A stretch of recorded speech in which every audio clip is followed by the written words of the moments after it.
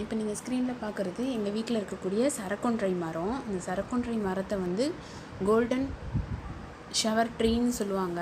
எதனாலன்னா அப்படியே தங்கத்தில் போட்ட தோரணம் மாதிரி அவ்வளோ அழகாக ஃபுல்லாக மஞ்சள் பூக்களாக இருக்கும். இலையே தெரியாது.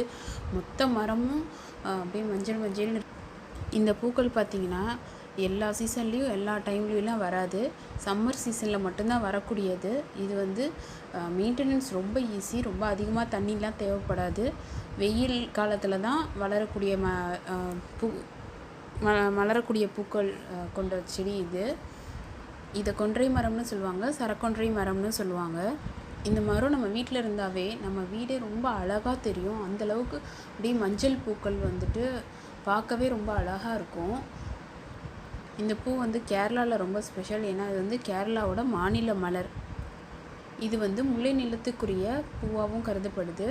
இது வந்து முந்தைய காலத்துல எல்லாம் மருத்துவத்தில் ரொம்ப முக்கியத்துவம் வாய்ந்த ஒரு பூவாகவும் இருந்திருக்கு. நிறைய மெடிசின்ஸ்க்கு வந்து இதை வந்து யூஸ் பண்ணியிருந்திருக்காங்க.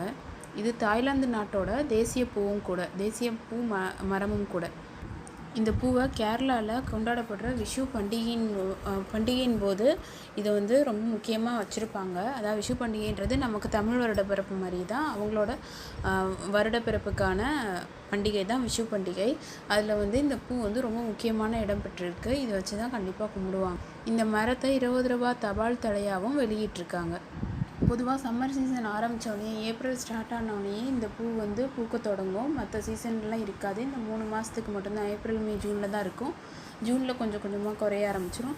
ஆனால் மற்ற நாட்களில் பார்த்தோம்னா மேக்ஸிமம் இலை கூட இருக்காது அந்த செடியில். இந்த சம்மர் சீசனில் மட்டும்தான் இந்த பூ வந்து பார்க்க முடியும். இப்போது நாளைக்கு புத்தாண்டு இல்லையா? புத்தாண்டில் இந்த பூ கிடச்சிதுன்னா வச்சு கும்பிடுங்க. இது வந்து புத்தாண்டு டைமில் சாமி கும்பிட்றதுக்கு நான் பார்த்த வரைக்கும் நிறைய இடத்துல யூஸ் பண்ணுறாங்க. உங்களுக்கு எங்கேயாவது இந்த பூ உங்கள் சரௌண்டிங்கில் கிடச்சிதுன்னா கண்டிப்பாக சாமி கும்பிடும்போது இந்த பூவையும் வச்சு கும்பிடுங்க.